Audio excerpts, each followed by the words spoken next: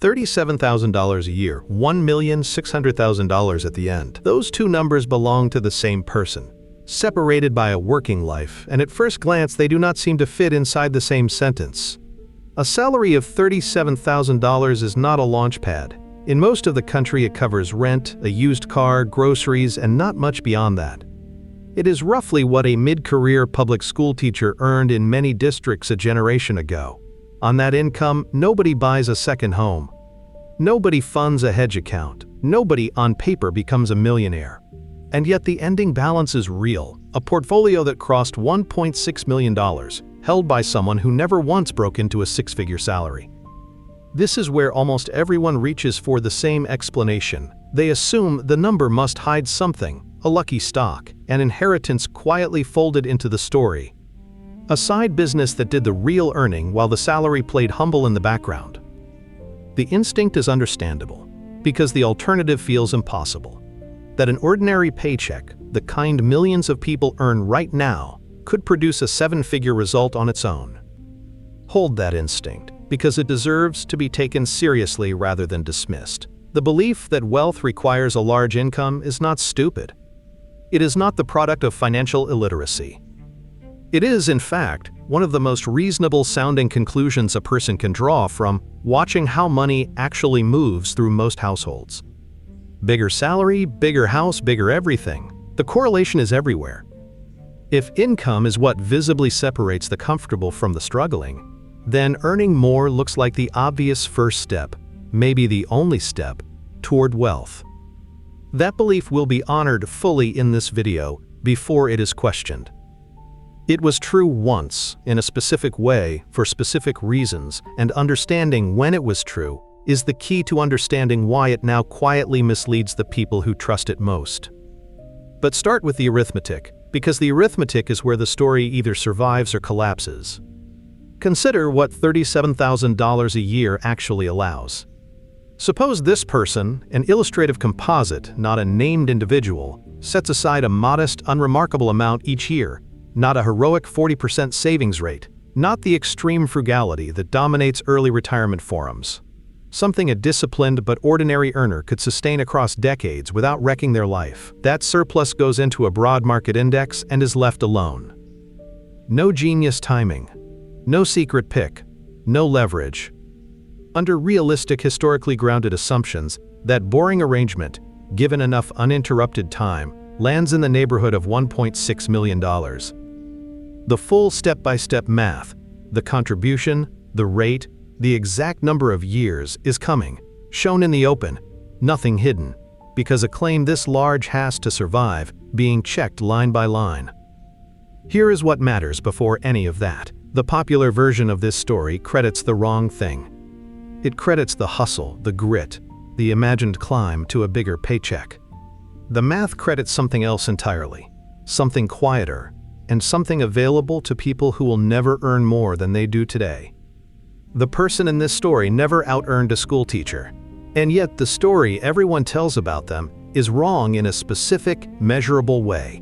Wrong about which force actually did the work. Before the math gets its turn, the objection deserves a fair hearing, because the people who raise it are usually right about everything except the ending. The objection sounds like this: you cannot save your way to a fortune on $37,000 a year. Save every spare dollar, live like a monk, and the paycheck still caps what leaves your hands each month. There is a ceiling, and the ceiling is the salary. To build real wealth, you must first raise the ceiling, earn more, then the saving becomes possible. Anything else is a rounding error dressed up as a strategy. Take that seriously, because for most of the 20th century it was simply correct. Consider the world a modest earner actually lived in for decades. Defined benefit pensions did the long-term compounding invisibly, so a worker's own savings were spending money, not growth capital. Access to broad, cheap market exposure barely existed for ordinary people. Index funds were not available to retail investors until the mid-1970s, and low-cost brokerage accounts came later still. Buying stocks meant a full-service broker, high commissions, and a minimum account size that a school teacher surplus could not clear. The mechanism that turns a small contribution into a large balance was locked behind a door most people could not open. In that world, the objection was not a myth. It was an accurate description of the tools available. If the only lever a modest earner could reach was the size of the paycheck, then pulling harder on income was the rational move. Arguably the only move. Earning more genuinely was the prerequisite, because the compounding machine was reserved for institutions and the already wealthy. So the belief was not born from ignorance, it was born from experience and passed down by people who watched it hold true across their own working lives. That is why it is so durable. It carries the authority of a rule that once actually worked. Here is where the rebuttal begins, and it is not that the belief was always wrong. The belief was correct under conditions. Those conditions changed, quietly, over about a 15-year stretch. The first retail index fund arrived in 1976. Tax-advantaged accounts that let ordinary workers shelter and compound their own money. The 401k provision, individual retirement accounts, spread through the late 1970s and 1980s. Commissions collapsed, then vanished. By the time the internet made brokerage accounts free and instant, the same broad market compounding that pensions and endowments once monopolized was sitting in a phone, available to anyone with a surplus of any size. The door opened, but the rule that made sense when the door was locked kept getting repeated as if nothing had changed. That is the trap. A belief formed in accurate observation can outlive the facts that made it accurate, and nobody sends a notice when the update arrives. The people teaching "earn more first" were not lying. They were quoting a world that had already dissolved underneath them. And this is the fork the whole story turns on. If the salary was the ceiling, then the person who reached $1.6 million must have raised the salary. The paycheck did the work, and the lesson is to chase a bigger one. But if the compounding machine was finally within reach of a $37,000 earner, then the salary may have been almost incidental to the outcome. It may have set the floor for the surplus and then stepped aside entirely. So which is it? Was the $37,000 salary the hero of this story, quietly heroic and worth imitating? Or was it a bystander, present for the whole climb but not the thing that did the climbing? The belief was correct under conditions that quietly stopped applying, and almost nobody updated. Trace the specific mechanism by which a piece of advice becomes common sense, and you find something almost mechanical. A rule doesn't spread because it's true, it spreads because it keeps being confirmed by the world people can actually see.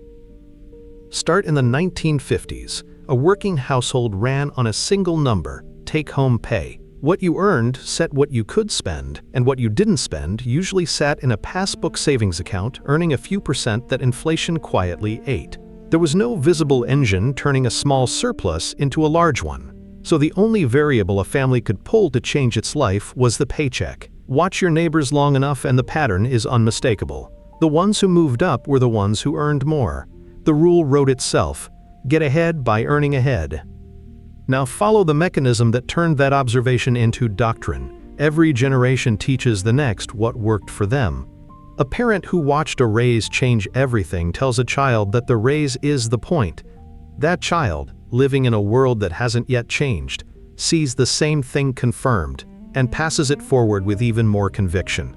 The advice isn't tested against new conditions, it's tested against memory, and memory keeps agreeing with it.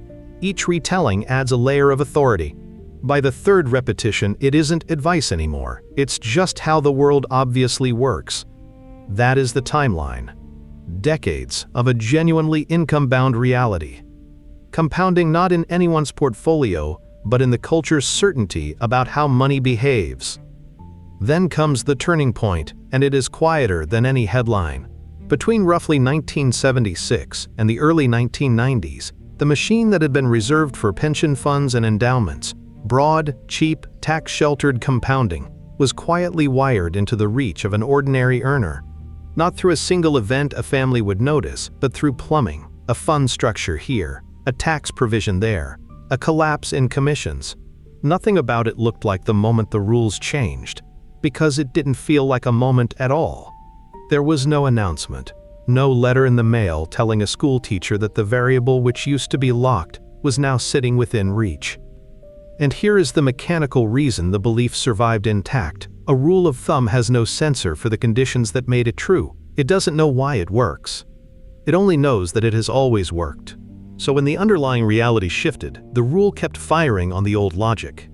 Because nothing in the mechanism of how advice passes between people is designed to detect that the ground has moved. The people teaching earn more first weren't stubborn. They were running accurate software against a world that had been silently patched. The consequence is the part that costs people money. A modest earner today inherits a rule built for a world without accessible compounding and treats the salary as the ceiling, the one lever worth pulling. So the surplus that could have gone to work waits. It waits for the bigger job, the promotion, the year things finally get easier. And while it waits, the single ingredient the new machine actually runs on, uninterrupted time, burns off quietly in the background, unrecoverable, uncounted, gone. That is how a rule that was once simply true becomes the exact belief that holds a person back. Not by being false in some obvious way, but by being right about a world that no longer exists, and confident about it. Which means the belief can no longer be argued with on the strength of its history. Its history is genuine. To find out whether it survives, the story has to be run through arithmetic instead of anecdote. The contribution, the rate, the years, laid out and checked. Set the anecdote aside and put the claim on a table where it can be checked. One number does all the persuading in this story. $1.6 million, and until it is broken open, it functions less like evidence and more like a magic trick. So run it. Start with the surplus, not the salary. Suppose the illustrative earner from this story, again, a composite, not a named person, takes home their $37,000, lives on most of it, and consistently invests $500 a month, $6,000 a year. That is not monastic. On that income, it is roughly a 16% savings rate, demanding but sustainable for someone who treats it as a fixed bill rather than a leftover. That money goes into a broad, low-cost index fund and is never touched. Now the second input, the rate. Assume a 10% average annual return, which sits close to the long-run nominal figure for the US stock market across the last several decades. Not a good year. Not a lucky decade. The boring, dividends reinvested average applied year after year. The third input is the one nobody wants to hear because it cannot be rushed. 40 years. A working life. Age 25 to 65. Contributions never paused. The account never rated for a car or a wedding or a rough winter. Run those three numbers together, $6,000 a year, 10%, 40 years, and the future value lands right around $2.65 million on paper. Trim the rate to a more conservative 8% to account for fees, taxes, and the ordinary friction of a real life, and the figure settles near $1.6 million. There is the headline number, reproduced from three inputs a modest earner could actually reach, with nothing hidden and nothing exotic. That is the recalculation, but the recalculation is not the point. The point is what the single big number was concealing all along. Over those 40 years, how much did the person's own paycheck actually contribute? $6,000 a year times 40 years is $240,000. Every skipped dinner, every held-off upgrade, every automatic transfer, the entire lifetime output of the earning half of this story adds up to $240,000. The account ended near $1.6 million. Set the two figures against each other, and the arithmetic delivers a verdict the anecdote never mentions. The salary supplied roughly $240,000. Everything else, well over $1 million. The overwhelming majority of the final balance was not earned, not saved, not hustled for. It was manufactured by the compounding machine acting on money that was already in the room. Look at the same story told two ways. In the first telling, a disciplined earner saved for 40 years and became a millionaire. The salary is the protagonist, the saving is the heroism, the moral is to earn and sacrifice. In the second telling, a modest surplus was fed into an engine and left alone long enough for growth to dwarf the contributions by roughly 6-to-1. The salary is a supporting role, and the real actor never draws a paycheck at all. Both descriptions fit the same $1.6 million, only one of them is true about which force did the work. This is the partial answer to the question left standing. The salary was not a bystander in the strict sense, it funded the account. Without those $240,000, there is nothing for the engine to act on. The floor matters. But funding the account and building the fortune are not the same job. and the popular story quietly credits the paycheck with both. The salary did its part, and its part was small, which raises the harder question the numbers have now forced into the open. If $240,000 of contribution became $1.6 million, then something turned every dollar into nearly 7. That multiplier is the entire story, and it is time to name exactly what it was, and what the anecdote falsely credited instead. $2 stand next to each other in this story, and almost everyone reads them backwards. The first is $240,000, the lifetime contribution, everything the paycheck ever sent into the account. The second is $1.6 million, the ending balance. The popular retelling stares at that gap and credits it to effort, harder saving, tighter discipline, more sacrifice. That is the wrong witness. The gap was not filled by anything the earner did after the money left the paycheck. It was filled by what happened to the money once it sat still.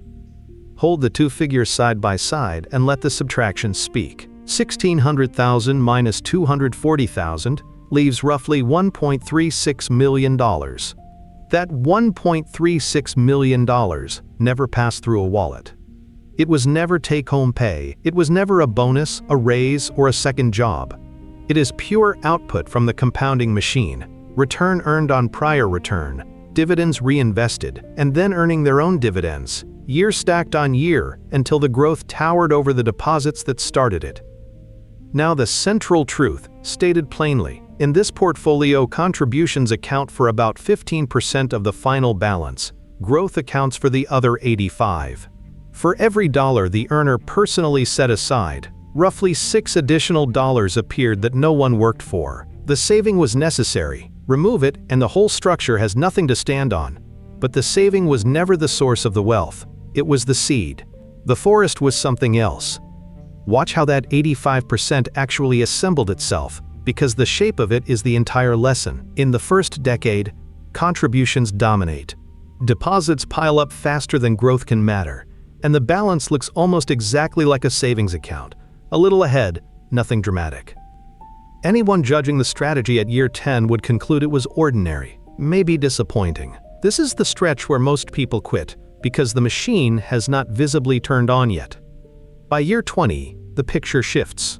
Growth in a single year begins to rival the entire annual contribution.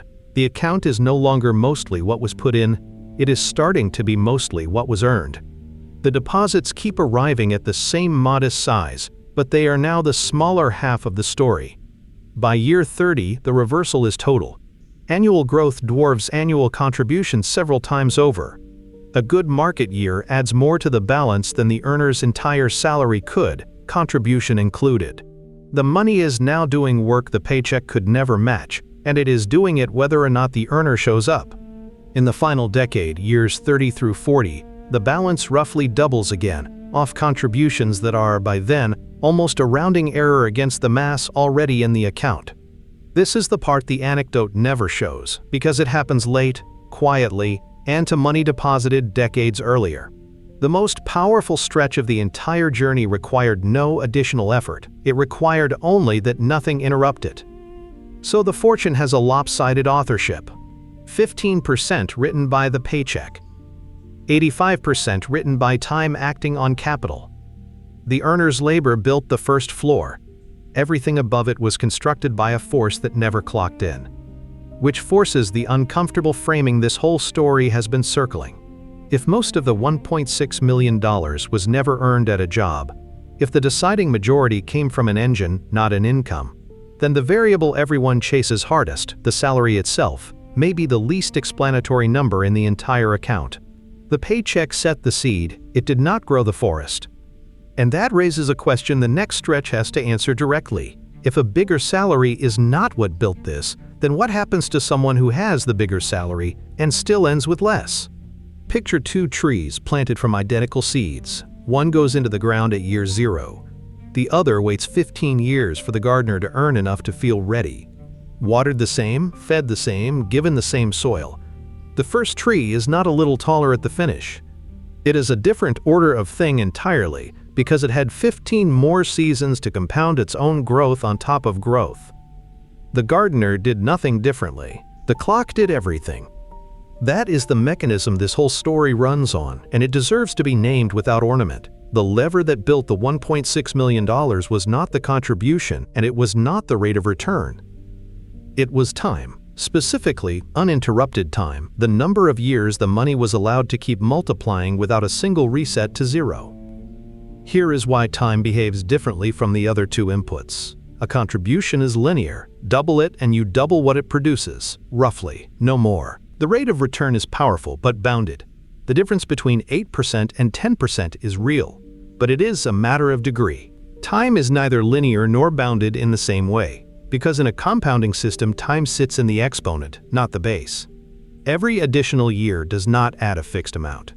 It multiplies the entire accumulated total by another full cycle of growth. The money earned in year 39 is earning on 4 decades of prior earnings, which is why that final year moves the balance more than the first 15 combined. Run the mechanism in reverse and it becomes undeniable.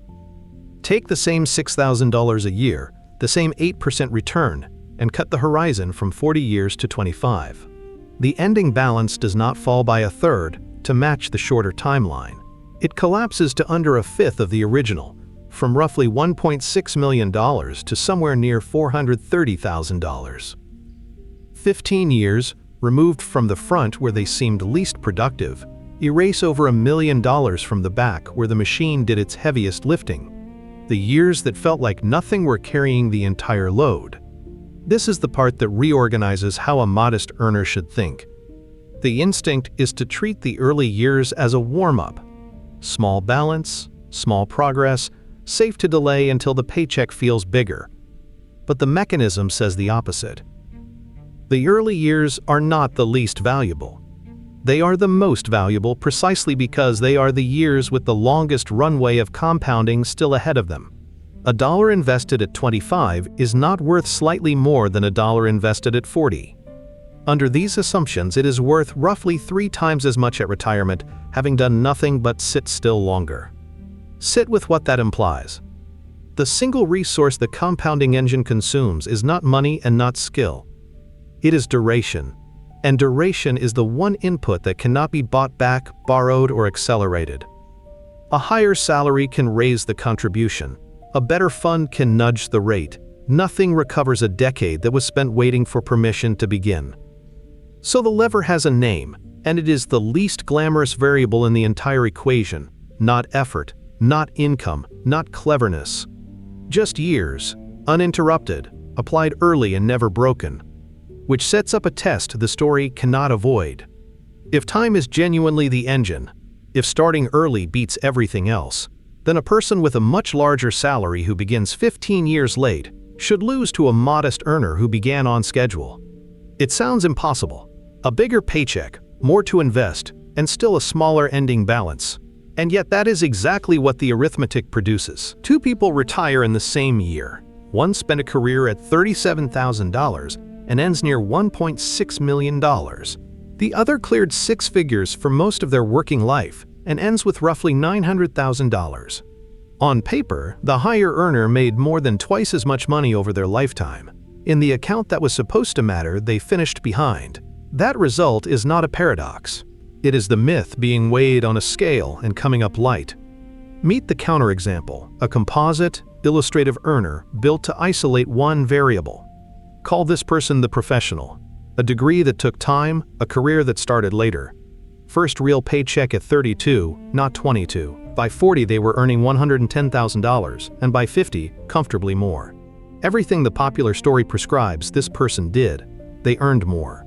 They earned dramatically more. The ceiling everyone told them to raise, they raised. And for a while the story looked exactly as promised. The bigger income bought a nicer house, a newer car, the school district with the good reputation. It felt like progress because it looked like progress. Each raise arrived, and each raise found somewhere to go almost immediately. Not into waste, into life. Into the reasonable, defensible upgrades that a larger salary seems to earn the right to. That is the emotional core of it, and it deserves respect rather than judgment. The professional was not reckless. They were doing precisely what a rising income is culturally designed to do: fund a rising standard of living. Nobody teaches a person who just got a raise to keep living like the raise never came. The paycheck grew, and the life grew to match it, dollar for dollar, in the way almost every household lets it. Now the numbers. The professional started investing at 38, once the student loans were gone and the salary felt secure. A delay of 13 years against the modest earner who began at 25. And because the lifestyle kept expanding, the actual amount invested never rose the way the salary did. On $110,000, they put away about $9,000 a year, more than the modest earner's $6,000 in raw dollars, yes. But starting 13 years late, and against a lifestyle that absorbed every subsequent raise, that head start in income never became a head start in the account. Run it with the same 8% assumption, $9,000 a year, 27 years, and the professional lands near $900,000, a large number, a comfortable retirement, and still several $100,000 short of the school teacher who never once out-earned them. Here is the turn. If the salary had been the thing that built wealth, the higher salary would have won decisively, and it isn't close, it lost. Which means the salary was never the deciding variable. The modest earner won on the two inputs the professional gave away: uninterrupted time, and a surplus that stayed constant instead of being eaten by a rising standard of living. That is what the myth cannot see. It measures a person by what they earn and assumes the rest follows. But a rising income does something the myth never accounts for. It raises the floor of what feels normal to spend, and it raises it just fast enough to keep the surplus small. The professional's problem was not a lack of money. It was that every additional dollar of income arrived with a matching dollar of appetite. The higher earner did everything the story prescribed and still fell short, because the story is silent on the one force that quietly cancels a bigger paycheck. What that bigger paycheck does to spending. A raise feels like the moment things finally change. More arrives, and yet a year later the account is not meaningfully heavier. The money went somewhere, and somewhere is rarely wealth. That reflex has a name in the research, and once it is named, it becomes difficult to unsee. Economists call it lifestyle creep, or in the academic literature, the ratchet effect on consumption. The finding is consistent and unflattering. When income rises, spending rises with it, not by a fraction but by most of the increase, and the adjustment is nearly automatic. A landmark strand of work here is Duesenberry's relative income hypothesis from 1949, which observed that households anchor their spending to their own recent peak and to the people around them, not to some fixed notion of enough. Later consumption studies kept confirming the shape of it. Raises get absorbed into a new normal within a year or two, and that new normal almost never contracts on its own. That is the mechanism the myth cannot account for. The popular story treats income and savings as if they move together: earn more, save more. The evidence says they decouple. Earn more, and the reference point for comfortable resets upward just fast enough to keep the surplus roughly where it was. The raise is real. The surplus barely notices it. Watch it operate on the professional from a moment ago. Consider the year they moved from $90,000 to $110,000, an illustrative composite built to show the pattern rather than any real person. $20,000 before tax. In the story everyone tells, that $20,000 becomes $20,000 of new investing. In the account, a fraction of it does. The rest quietly redistributes itself. The mortgage on the better house is a little larger. The car payment renewed at a higher tier. The vacations grew to fit the income that could now afford them. None of it was reckless. Each line item was reasonable, defensible, the kind of upgrade a raise seems to have earned. Add them up, and the actual increase in what got invested was a few $1,000s, not 20. And even that increase arrived 13 years after the modest earner had already started. This is why the higher salary lost, not because the professional wasted money, but because a rising income does something structural. It lifts the floor of what feels normal to spend, and it lifts that floor at almost the same speed the income rises. The gap between earning and keeping, the surplus, the only thing the compounding engine can actually consume, stayed thin the entire time. A bigger paycheck was never converted into a bigger seed, it was converted into a bigger life.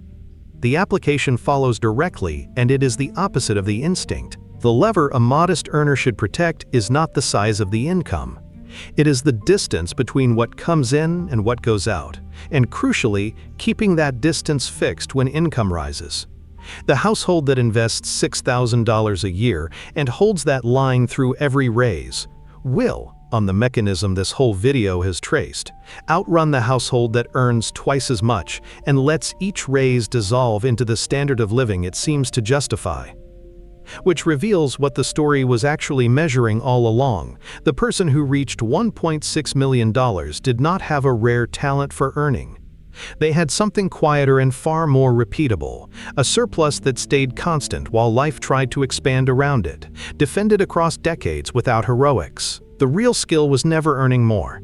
It was protecting an automatic surplus for decades, and that can be engineered. Look at what actually leaves a household's account on the first of the month. The rent clears.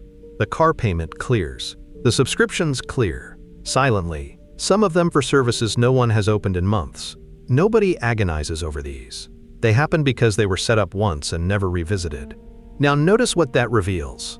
The money a household treats as untouchable is not the money it decides to protect each month. It is the money that was removed before any decision got made. That is the whole mechanism. The person who reached $1.6 million did not win a monthly contest against temptation for 40 years. Willpower does not survive 40 years.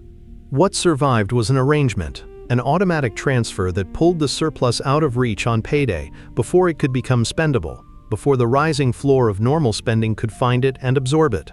The surplus was not what remained after living, it was subtracted first, and living happened on the rest. This is the quiet reason the modest earner beat the professional. Not discipline as a personality trait, but discipline converted into plumbing. When the $500 leaves the account automatically on the same day the paycheck arrives, the household never sees it as available. There is no monthly negotiation, no willpower to exhaust, no gap where a good reason to skip this month can slip in. The decision was made once, years earlier, and then removed from the field of choice entirely. Expand that, because the design has 3 parts, and each one closes a specific leak. First, timing. The transfer fires on payday, not at month's end. Money that sits in a checking account long enough to be seen is money that finds a use. Pulling it immediately means the household adapts its spending to what remains, exactly the way it would adapt to a smaller salary, except the missing amount is compounding somewhere instead of being gone. Second, invisibility. The surplus lands in an account that is deliberately inconvenient to reach. A separate brokerage or retirement account, no debit card attached, a few days to withdraw. Friction is a feature. The whole failure mode of the professional was that every rising dollar stayed frictionless and therefore stayed spendable. Reintroduce friction and the money stops leaking upward into lifestyle. Third, indexation held flat.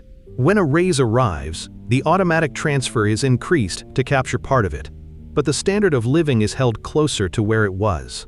The household lets the surplus rise with income while refusing to let the spending floor rise at the same speed. That single rule is the difference between the earner who compounds and the earner who merely earns. Notice what none of this required. It did not require a higher salary. It did not require unusual frugality, the monastic saving rate that dominates the forums. It did not require watching markets or picking anything. It required one setup, once, and then the deliberate refusal to dismantle it. No raiding the account for the car, the wedding, the rough winter. The engine ran because nothing turned it off. And that is the reframing the entire story has been building toward. The skill on display was never earning. It was engineering a surplus that survived contact with a normal life, automated so it did not depend on a good month, protected so a bigger paycheck could not quietly cancel it. Set up correctly, the surplus becomes a fixed cost, like rent, and the household stops noticing it the way it stopped noticing the subscriptions. Which is why this is reproducible in a way a rags to riches story never is. There is no rare temperament required, only a structure anyone can copy in an afternoon. But reproducible on paper is not the same as reproducible now. The math that built $1.6 million assumed a specific rate, a specific era of prices, a specific length of runway. And an ordinary earner today is not standing where the school teacher stood. Does the same play survive if a person starts it today, with today's prices and today's markets? That is the fair objection, and it deserves a real answer rather than reassurance. The school teacher's $1.6 million was built across a specific stretch of history, one that may not repeat. Set two scenarios side by side. Both invest through an automated surplus. Both hold the line for 40 years. The only difference is the world they run inside. Call the first the historical run, the one the whole video has used. $6,000 a year, an 8% assumed return already trimmed for friction, 40 years, ending balance near $1.6 million. That was the machine as it operated for someone starting in the 1980s. Now the present-day run, and it changes three things at once. First, entry prices. The market today trades at valuations well above their long-run average, by common measures like the cyclically adjusted price-to-earnings ratio, elevated relative to the historical norm. High starting valuations tend to compress the returns that follow, so the honest present-day assumption is not 8%. A more cautious planner uses something closer to 6% to 7% nominal after friction. Second, inflation. The prices a young earner faces, rent, healthcare, the cost of simply beginning, are higher relative to a starting wage than they were a generation ago, which makes carving out the surplus harder in the first place. Third, and quietly working the other way, fees have collapsed. The broad index fund that costs almost nothing today would have cost real money in the 1980s. That is a genuine tailwind the school teacher never had. Run the present-day version, $6,000 a year, 6.5% instead of 8%, 40 years. The ending balance does not hold at $1.6 million. It lands closer to $1.1 million. A large number still, but several $100,000 below the headline, erased by nothing the earner did wrong, only by starting at a more expensive moment in market history. So the play does not die, but it does not deliver the same figure on the same inputs. Something has to give, and the arithmetic is blunt about what. Here is the lesson the comparison forces. If the rate is lower and cannot be controlled, and it cannot, nobody sets the market's returns, then the two levers still within reach have to carry more. The contribution and the years. Push the annual surplus from $6,000 to about $8,500. Hold the same 6.5%, and the present-day run climbs back toward $1.6 million. Or hold the contribution at $6,000 and extend the runway. Start at 23 instead of 25. Retire at 67 instead of 65, and time closes part of the gap on its own. The result is still reachable. It is simply no longer free, the way it looked in the original telling. There is one more adjustment the story never had to make: the meaning of the number at the end. $1 of that future $1.6 million buys less than $1 does now. Inflation adjusted, a seven-figure balance 40 years out is comfortable, not extravagant. That is not a reason to abandon the plan. It is a reason to size the contribution to the world that actually exists, rather than to a historical return that quietly flattered the math. Sit with the shape of it. The mechanism is intact. Automated surplus, broad index, uninterrupted time. All of it still works, still compounds, still turns a modest paycheck into a serious balance. What changed is the price of admission. The engine runs. It just asks a little more fuel, or a little more runway, than it did for the person whose story started this. The play survives, but it survives only with adjustments the original story never had to make, and those adjustments raise the last question worth answering. Modest earner reading this far is carrying a fear the arithmetic has not yet touched, that understanding the mechanism is not the same as being able to run it, that the plan works on a whiteboard and collapses against a real budget with real months where nothing is left over. That fear is reasonable, so make the plan concrete enough to act on this week, not admire from a distance. Start with a number, not an aspiration. Take-home pay. Monthly. Subtract the fixed costs that cannot move quickly. Rent, utilities, minimum debt payments, food. What remains is the field the surplus has to come from. For most modest earners, it is thin. That is expected. The plan does not require it to be thick. It requires it to be automatic. The first action is a single setup, done once. Open a low-cost retirement account, a Roth IRA, or an employer 401k, whichever is available, and inside it, buy one broad market index fund with an expense ratio near zero. not a basket of picks. One fund covering the whole market. The choice that feels too simple to be right is the correct one. The second action is the transfer, and this is the part that carries the entire result. Set an automatic contribution to fire on payday, the same day the money arrives, before it becomes visible. Start with whatever the thin field allows, even if it is $100 a month. The amount matters less right now than the mechanism existing at all. A running engine at $100 beats a perfect plan at $500 that never gets turned on. The third action is the rule that separates the school teacher from the professional. When income rises, raise the transfer before the lifestyle notices. A raise arrives, and within that same pay period the contribution goes up by a portion of it, while the spending floor is held close to where it was. That single discipline, applied across decades, is what kept one surplus compounding while the other dissolved into a bigger house. Here is the relief hidden inside those 3 steps. None of them requires earning more. None requires the monastic frugality of the forums, the market watching, the stock picking, the temperament of a saint. They require an afternoon of setup, and then the refusal to dismantle what was built. No raiding the account for the car, the wedding, the rough winter. The plan is not a test of willpower repeated 10,000 times. It is one decision, converted into plumbing, protected from the next 10,000. And now the revelation the whole sequence has been circling. The reason this reproduces when a rags to riches story cannot, is that it removes the rare ingredient. The popular tale needs an exceptional person, the grit, the hustle, the improbable climb. This needs an unexceptional person running an exceptional structure. The wealth was never stored in the individual. It was stored in the arrangement. Copy the arrangement, and the individual becomes almost interchangeable. That is what the modest earner actually inherits from this story. Not a salary to envy, not a temperament to admire, but a blueprint that works precisely because it does not depend on being special. Automate a surplus. Route it into the whole market at almost no cost.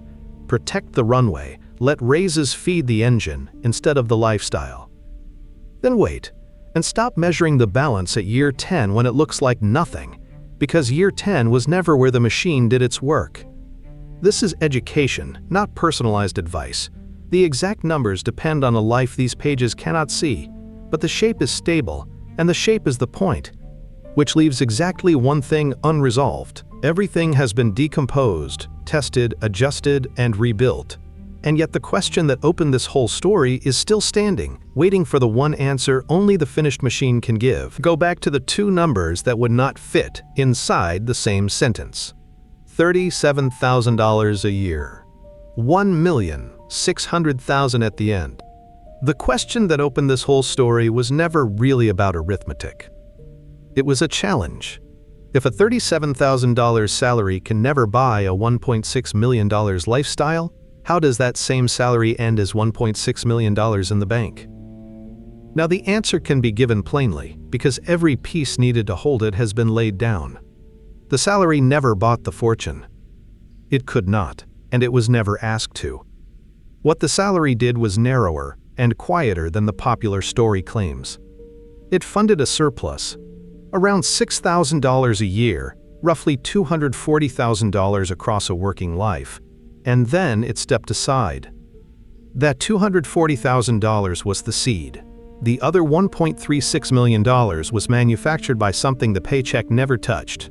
Uninterrupted time acting on capital inside a compounding engine that, for most of the 20th century, a school teacher could not even reach. That is the resolution. The salary buys the lifestyle it can afford, which is modest. But the surplus, routed into the whole market and left alone for 40 years, buys something the salary never could, not by earning more, but by staying invested longer than almost anyone has the patience to. So the myth had the causation exactly backward. It looked at $1.6 million and credited the climb, the hustle, the bigger paycheck that was supposed to come first. But the higher earner, the professional who cleared 6 figures and started 13 years late, finished several $100,000 behind the teacher who never out-earned them. Income was not the deciding variable, it never was. The deciding variables were the 2 the professional gave away, an early start and a surplus that stayed constant while life tried to expand around it. Hold the corrected belief in one line. Wealth for a modest earner is not built by raising the ceiling on what comes in. It is built by protecting the distance between what comes in and what goes out, automating that distance so it survives a normal life, and then defending the runway long enough for growth to dwarf the deposits. The rare ingredient the rags to riches story demands, the exceptional person, is not required. The structure does the work the person was told to do. Which is why the belief that you must earn dramatically more before you can build anything is not a harmless mistake. It is the specific error that keeps modest earners poor, because it sends the surplus to wait for a bigger paycheck that may never come, while the one input that cannot be recovered, years on the clock, burns off quietly in the background. Sit with what that actually means for someone earning $37,000 right now. The thing standing between them and a serious balance was never the size of the number on their paycheck. It was whether the surplus got started, got automated, and got left alone. That is a smaller barrier than the myth insisted, and a more honest one. It asks for a setup and a refusal to interrupt, not a transformation. The schoolteacher's story was never proof that anyone can strike it rich. It was proof of something less dramatic and far more useful, that an ordinary paycheck handled with patience and a little plumbing is enough. The wealth was in the arrangement, not the income, and arrangements can be copied. This is education, not personalized advice. The exact numbers belong to a life these pages cannot see. But the shape holds, the math survives being checked, and the lesson outlasts the story that carried it.